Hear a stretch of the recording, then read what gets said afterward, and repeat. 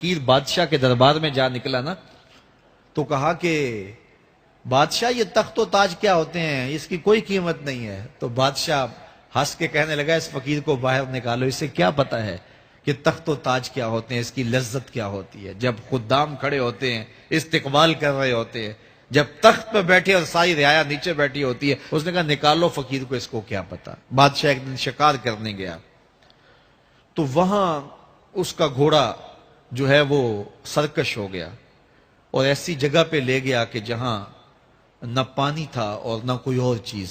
بادشاہ وہاں ہانپ رہا ہے کہ وہی فقیر مشکیزہ ڈالے ہوئے گزرا اور آواز دے رہا ہے پانی لے لو، پانی لے لو۔ بادشاہ کی تو موت واقع ہونے والی تھی، آخری ہچکیاں تھی، تو اس نے آواز دی پانی۔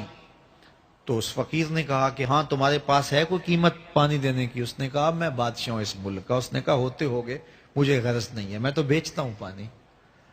اس نے کہا بابا میں بادشاہ ہوں، جو مانگو گے میں دوں گا، مجھے پانی دو، میں مر رہا ہوں۔ اس فقیر نے کہا آدھی حکومت لگے گی۔ اس نے کہا آدھی لے لینا، مجھے پانی تو دو، کیونکہ مر گیا تو ساری جائے گی۔ اس نے پانی کا گھونٹ دیا، پیاس کی شدت تھی، جب پانی کا کٹورا اس نے منہ سے لگایا تو پانی حلق میں اٹک گیا۔ اب پھر دوبارہ مصیبت بن گئی تو اس فقیر نے کہا کہ میں حکیم بھی ہوں، اگر کہو تو تمہارا علاج کر دوں۔ اس نے کہا ضرور کرو، لیکن اس نے کہا میں یوں ہی نہیں کروں گا، آدھی باقی حکومت بھی لگے گی، وہ بھی لکھ دو۔ اس نے چمڑے کے اوپر لکھوا لیا، ساری حکومت لکھوا لی اور اس نے اس کا علاج کیا فوری۔ جو اس کے پاس ٹوٹکا ٹونا تھا تو اس کا پانی حلق سے نیچے اتر گیا۔ بادشاہ گھوڑے پہ بیٹھا واپس آیا، وقت گزر گیا، عرصہ بیت گیا۔ بادشاہ پھر تخت پہ بیٹھا تھا، وہی فقیر بھیس بدل کے دوبارہ آ گیا۔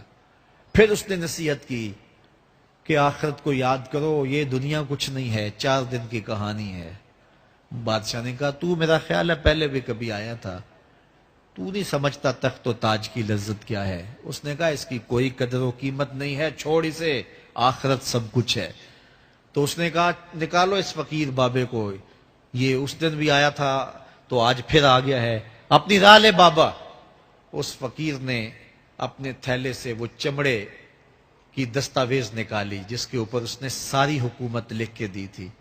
اس نے کہا بادشاہ یہ ہے تیری حکومت کی قیمت، صرف 2 گھونٹ پانی، جس پر تو نازاں ہے، جس پر تجھے فخر ہے، تو قبل اس سے سورج مغرب سے طلوع ہو جائے، توبہ کا دروازہ بند ہو جائے، سانسیں اٹک کے حلق تک آ جائیں اور ہماری زندگی کا دفتر سمیٹ دیا جائے، اور پھر پچھتائیں ہائے جو چند لمحے ضائع کیے، ہائے جو زندگی برباد کی وہ کیوں برباد کی۔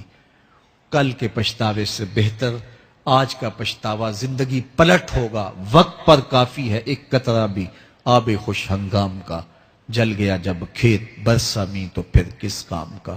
آئیے میں اور آپ اپنی زندگی کو مالک کی چوکھٹ پہ، مالک کی دہلیز پہ لے جائیں، اس کے حضور سچی توبہ کریں، رجوع لائیں، اپنے گناہوں سے معافی مانگیں، وہ کریم ایک آنسو سے سارے گناہ معاف کر دے گا۔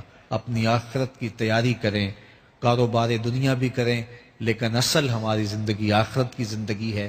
صحابہ کو خندق کھودتے دیکھا تو پیار آیا تو یہی کہا اللہم ان العیش عیش الاخرہ، اے اللہ زندگی تو آخرت کی زندگی ہے، فاغفر للانصار والمہاجرہ، میرے انصار کو بھی بخش دے، میرے مہاجروں کو بھی بخش دے۔ تو اللہ تعالی ہم سب کی مغفرت فرمائے۔